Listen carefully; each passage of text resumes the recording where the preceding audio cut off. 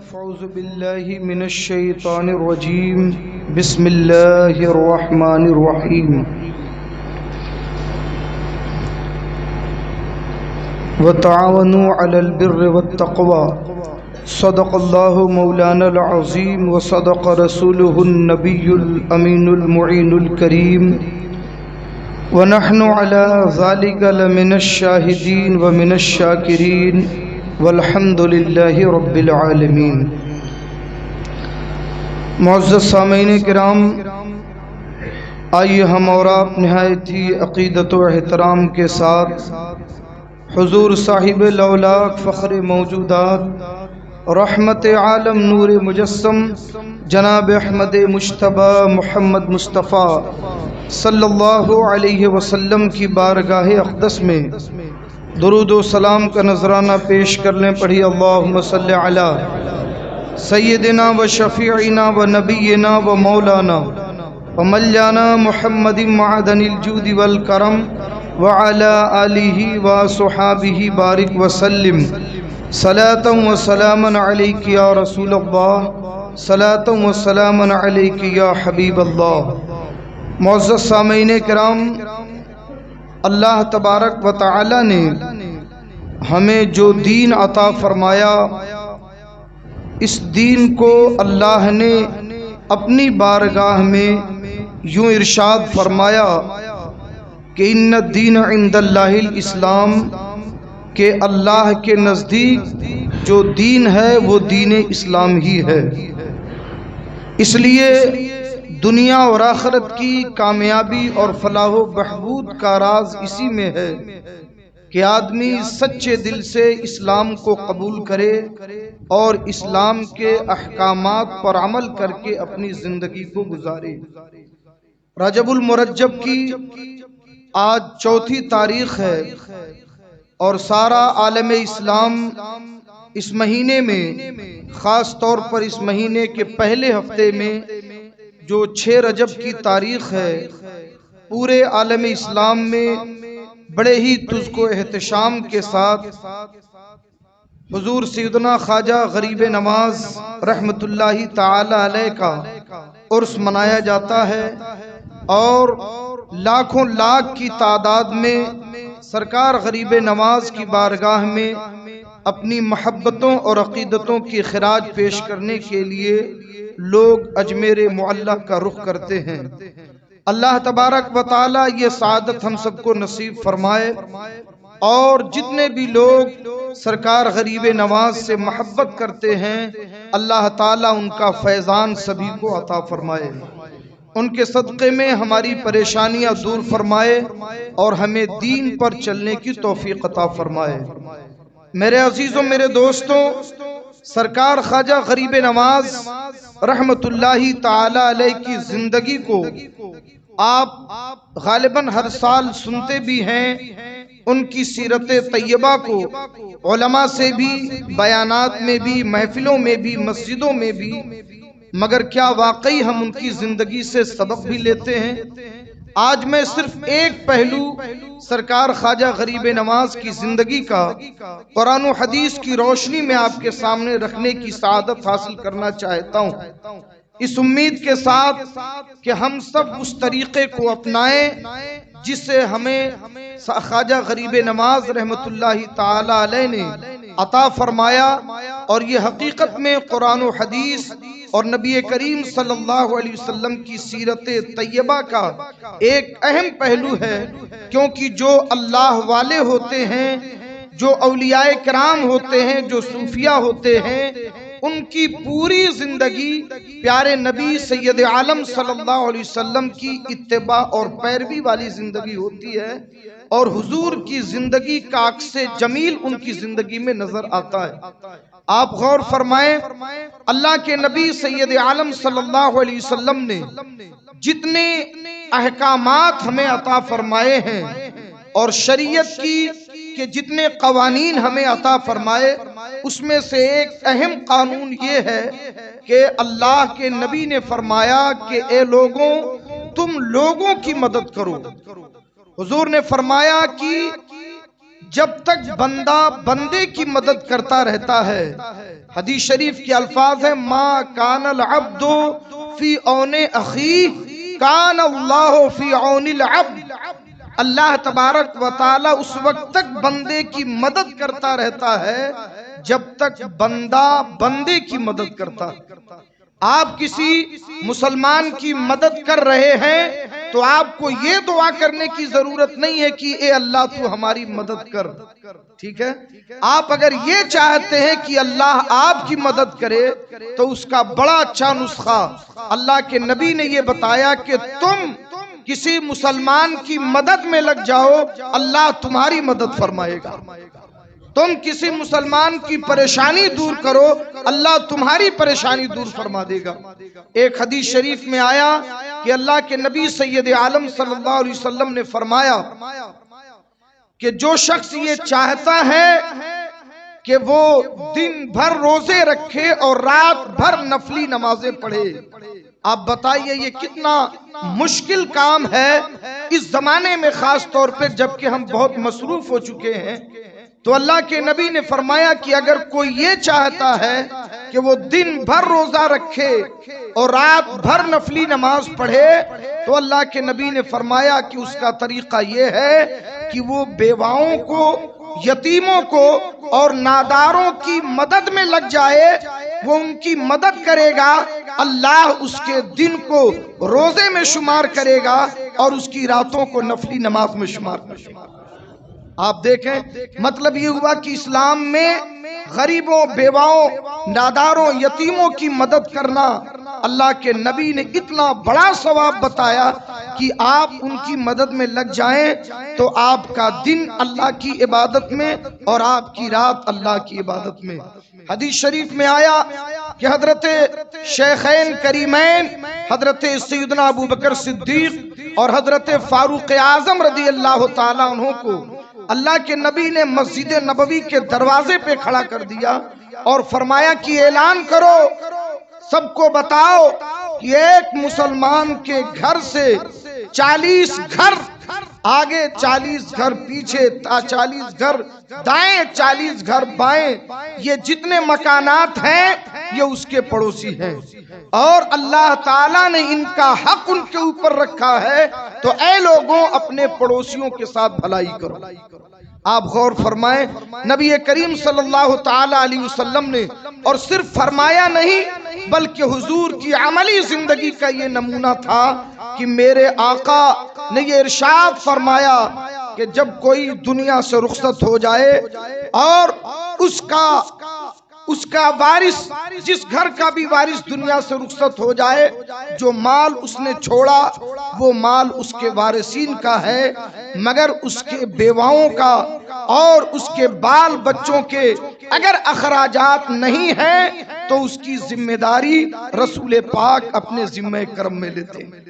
اللہ کے نبی سید عالم صلی اللہ علیہ وسلم آپ کے حیات ظاہری میں کوئی بھی مسلمان دنیا سے رخصت ہوا، اگر اس کے گھر والوں کے لیے کفالت کا انتظام نہیں ہوتا تو وہ حضور کی بارگاہ میں آ کر بتا دیتا، یا رسول اللہ ہمارے گھر پہ ہمارے وارث کے جانے کے بعد ہمارے گھر کے جو کمانے والے تھے ان کی شہادت کے بعد یا رسول اللہ ہمارے کھانے پینے کا انتظام نہیں ہے، تو اللہ کے نبی اسے اپنے ذمہ کرم میں لے لیتے، ان کے بچوں کی، ان کے گھر کی عورتوں کی، ان کے جو بھی ضروریات کے سامان تھے رسول پاک صلی اللہ علیہ وسلم اپنے ذمہ کرم میں لے لیتے اور ان کی ضرورتوں کو پورا فرماتے۔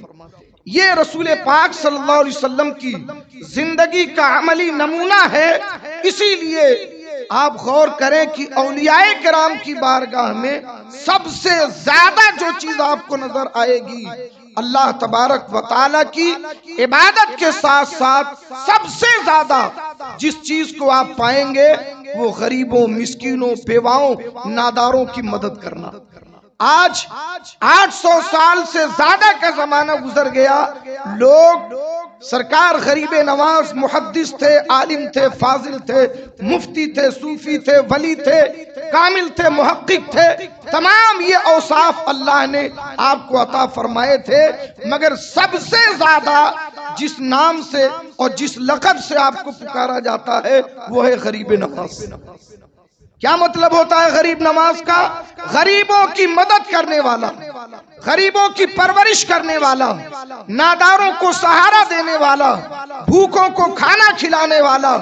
اور اللہ کے نبی نے سارے احکامات جو بھی ہمیں عطا فرمائے اعلان نبوت کے بعد، مگر خود میرے آقا اعلان نبوت سے پہلے جو زندگی آپ گزارتے رہے اس میں سچائی، پاکیزگی اور اس کے ساتھ ساتھ غریبوں اور بے سہاروں کا مدد کرنا۔ حضرت سیدہ خدیجۃ الکبریٰ روایت فرماتی ہیں اور حضور اکرم صلی اللہ علیہ وسلم کی وہ زندگی جو اعلان نبوت سے پہلے کی ہے اس کے بارے میں کہتی ہیں، یا رسول اللہ، اللہ کبھی آپ کو رسوا نہیں کرے گا، اس لیے کہ فَإِنَّكَ تَكْسِبُ الْمَعْدُومَ، جو نادار ہیں، جو بے سہارا ہیں، یا رسول اللہ آپ انہیں کھلاتے ہیں، آپ ان کی مدد فرماتے ہیں۔ میرے عزیزوں، میرے دوستوں، ہم یہ آپ کو بتانا چاہتے ہیں کہ بحیثیت مسلمان ہمیں دنیا کو یہ بتانا ہوگا کہ مسلمان وہ قوم ہے جو ہر غریب کی، ہر بیوہ کی، ہر مجبور کی، ہر بے سہارا کی اور ہر نادار کی مدد کرنا اسے فرض سمجھتی ہے، اپنے نبی کی سنت سمجھتی ہے اور اسلام کا بہترین طریقہ سمجھتی ہے۔ ہمیں اس وصف کو اپنانا ہوگا۔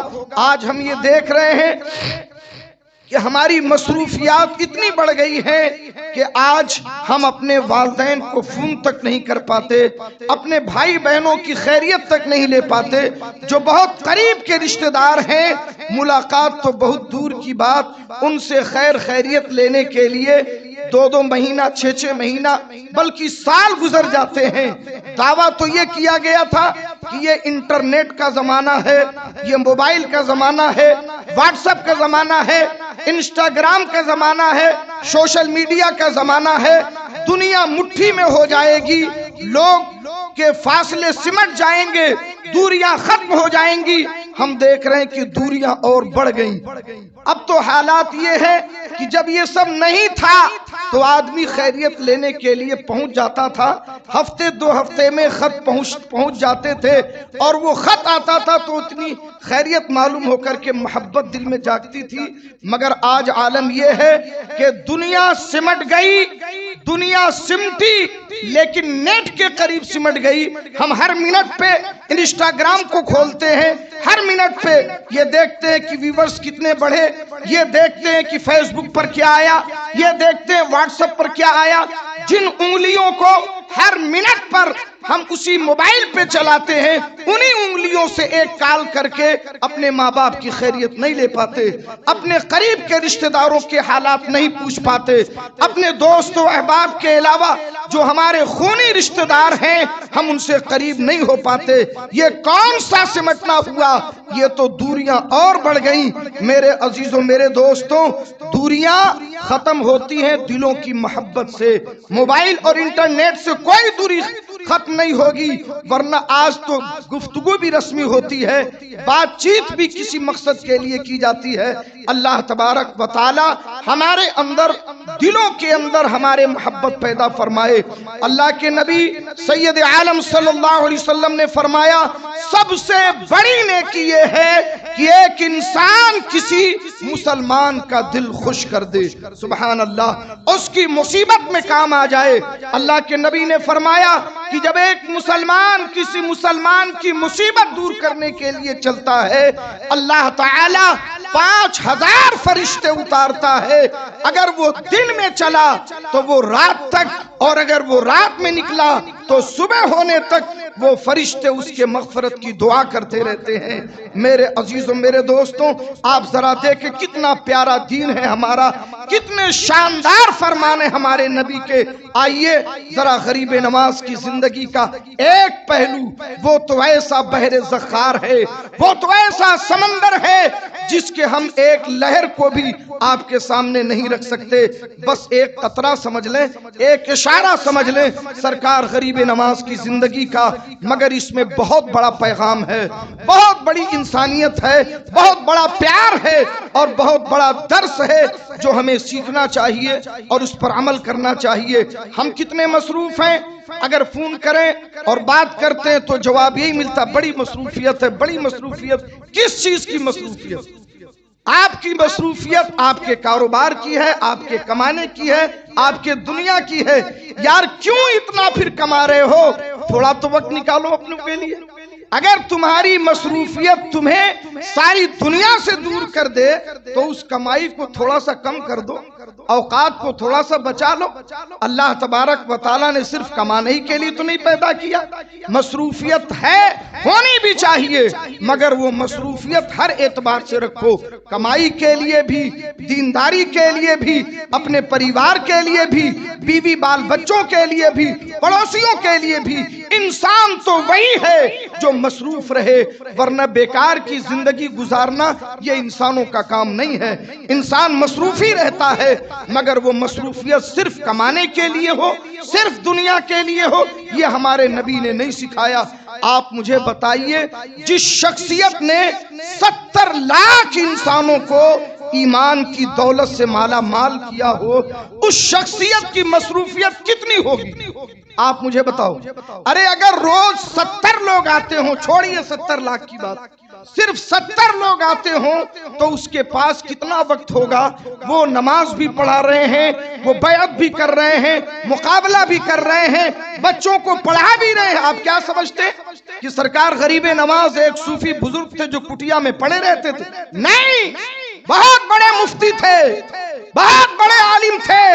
انہوں نے شاگرد پیدا کیے، انہوں نے کتابیں لکھی، انہوں نے مناظرے کیے، انہوں نے حق کو واضح کیا، انہوں نے جھوٹ کا منہ کالا کیا، اسلام کے جھنڈے کو بلند کیا۔ ہر میدان میں صاحب کمال تھے۔ ہم صرف یہ سمجھتے بس وہ کرامتیں لے کے بیٹھے تھے، نہیں، اس سے پہلے وہ بہت بڑے عالم ہیں، بہت بڑے مفتی ہیں، بہت بڑے محقق ہیں، بہت بڑے عالم ربانی ہیں۔ اور کرامتیں اور ولایت کا تو ہم جان ہی نہیں سکتے کہ اللہ نے کتنا عظیم رتبہ عطا فرمایا۔ بتانا یہ ہے کہ کتنی مصروفیت ہوگی، کتنی مصروفیت۔ مرید آ رہے ہیں، خلیفہ آ رہے ہیں، غریب آ رہے ہیں، لنگر بن رہا ہے، لوگ پریشانیاں لے کے آ رہے ہیں، پورے ملک میں شہرت، ایک اللہ کے نبی کا بیٹا اور پورے بھارت کو فیضان بانٹ رہا ہے، پورا ملک ان کی بارگاہ سے لے رہا ہے۔ آپ مصروفیت کا اندازہ لگاؤ کہ ایک انہی مصروفیتوں میں ایک کسان آیا اور وہ کسان دلی سے چل کے سرکار غریب نواز کی بارگاہ میں پہنچا۔ لوگ ملنے کا جو ٹائم تھا، ملنے کے لیے آ رہے ہیں۔ اس نے کہا کہ سرکار میں دلی کے قریب ایک دیہات سے آ رہا ہوں، کیا کام ہے تمہارا؟ کہ میں کسان ہوں، کسانی کرتا ہوں، اور میری گزارش یہ ہے کہ میرے کھیت پر، جس پر میری زندگی کا دار و مدار ہے، وہاں کے کوتوال نے ہمارے کھیت کے اوپر ناجائز بلکہ زبردستی گورنمنٹی طور پر اس کو چاروں طرف سے گھیر کر کے اور اسے گورنمنٹ کی پراپرٹی میں شامل کر لیا ہے۔ وہی میری زندگی کا دار و مدار تھا، میں اس میں کھیتی نہیں کر سکتا، میرے کھیت چھین لیے گئے ہیں۔ میں اس لیے آپ کے پاس آیا ہوں کہ آپ کے مرید و خلیفہ حضرت سیدنا خواجہ قطب الدین بختیار کاکی رحمت اللہ تعالی علیہ کا بادشاہ وقت سے بڑا اچھا تعلق ہے، یہ مجھے معلوم ہے۔ اس لیے اگر آپ چاہیں گے تو میرا کھیت مجھے واپس مل جائے گا، اور میرے چھوٹے چھوٹے بچے جن کی زندگی کا گزارا میرے کھیت پر ہے، وہ کھیت مجھے مل جائے گا، تو میرے بچوں کے سال بھر کے غلے کا انتظام ہو جائے گا۔ میرے سرکار، میں یہی درخواست لے کر کے آیا ہوں، سنا ہے آپ غریب نواز ہیں، غریبوں کی مدد فرماتے ہیں۔ سرکار غریب نواز تھوڑی دیر خاموش رہے اور اس کے بعد فرماتے ہیں، چلو میں تمہارے ساتھ دلی چلتا ہوں۔ آپ ذرا سوچئے، ایسا مصروف ترین آدمی، ایسا شخص کہ لاکھوں کا مجمع لگا رہتا ہے، مگر وہ ایک کسان کی درخواست پر اپنی ساری مصروفیات ایک طرف چھوڑ کر کے اس کسان کے ساتھ دلی جانے کو تیار، اور صرف تیار نہیں، دلی گئے، اور جب حضرت خواجہ قطب الدین بختیار کاکی کو معلوم ہوا کہ میرے پیر و مرشد آ رہے ہیں تو ان کی تو خوشی کا کوئی ٹھکانہ نہ رہا، اپنے مریدوں اور غلاموں کے ساتھ اور عمائدین شہر کے ساتھ استقبال کے لیے پہنچے، حضرت کو ٹھہرایا، رکایا اور کہا کہ حضور کیسے آنا ہوا، اچانک بغیر کسی اطلاع کے سرکار کیسے آنا ہوا؟ سرکار غریب نواز نے فرمایا کہ میں تمہارے پاس ایک کام لے کر کے آیا ہوں۔ کہا حضور میری جان آپ کے قدموں پر قربان، میں آپ کے کس کام آ سکتا ہوں؟ فرمایا کہ شمس الدین التمش سے کہو کہ کوتوال کو حکم دے کر کے اس کا کھیت اسے واپس کر دے، اس کی زندگی کا دار و مدار اس کے کھیت پر ہے اور کوتوال نے اس کے کھیت کو ضبط کر لیا ہے، اس لیے اس کا کھیت اسے واپس دیا جائے۔ حضرت خواجہ قطب الدین بختیار کاکی کی آنکھوں میں آنسو آ گئے۔ سرکار اتنا چھوٹا سا کام تھا، میرے آقا اتنا چھوٹا سا کام تھا، کسی غلام کو بھیج دیتے، کسی قاصد کو بھیج دیتے، آپ کو آنے کی کیا زحمت تھی؟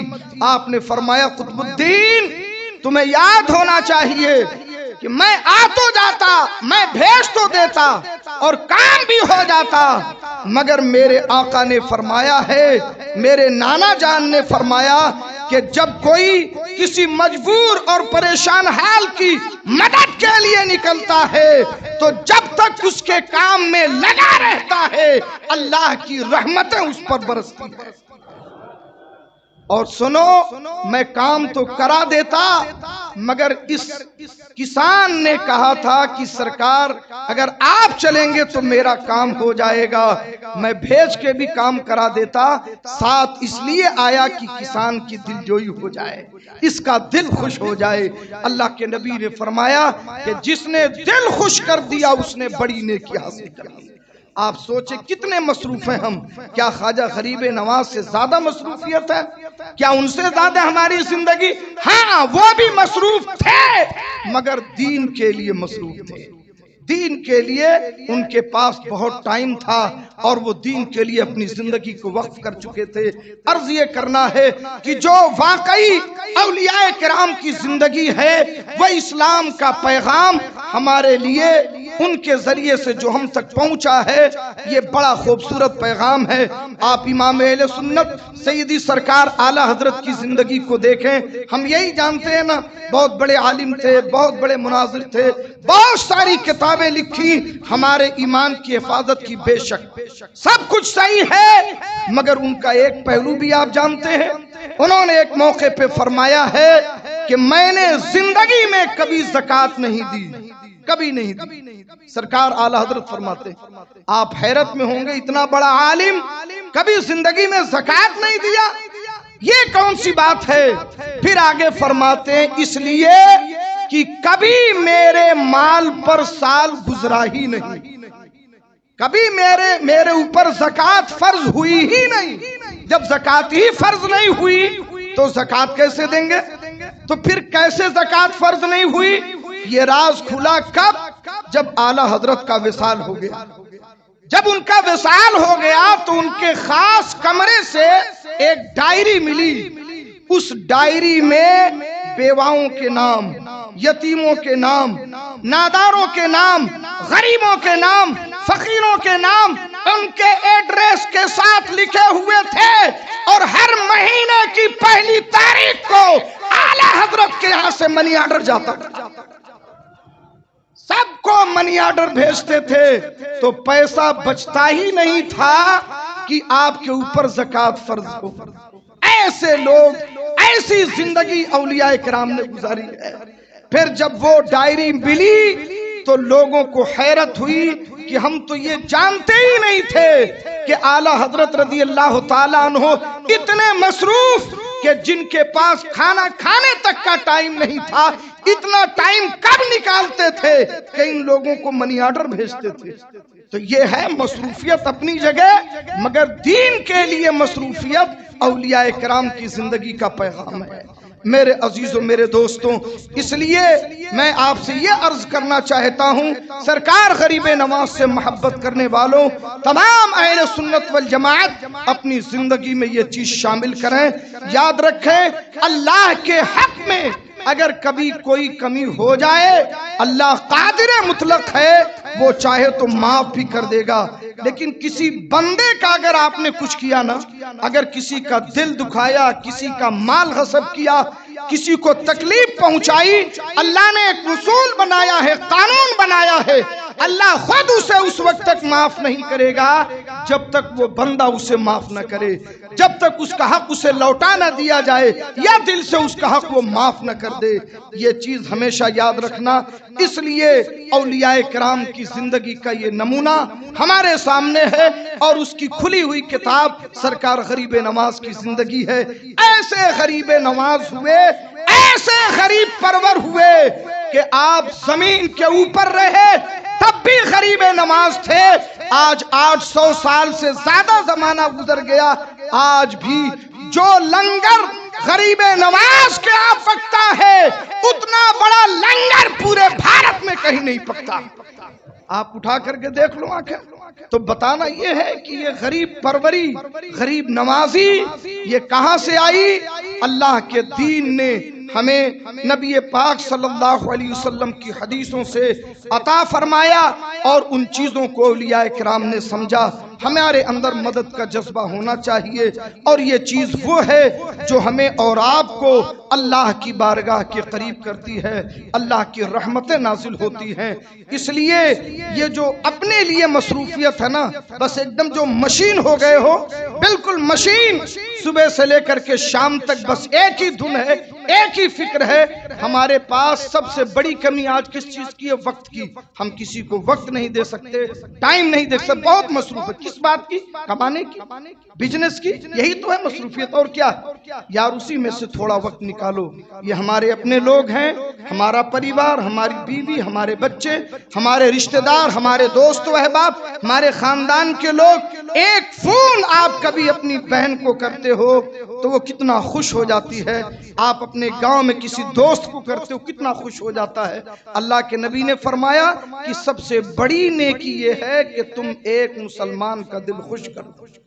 حضور نے فرمایا کہ اگر کوئی تمہارے پاس مدد کے لیے آئے، اس کی مدد کرو، اور اگر تمہارے پاس وہ کیپیسٹی نہیں ہے، تم اس کی مدد نہیں کر سکتے، تو اس سے اچھی بات کرو، اس سے اچھی بات کرو، اس کا دل نہ دکھاؤ، یہ بھی تمہاری طرف سے صدقہ ہے۔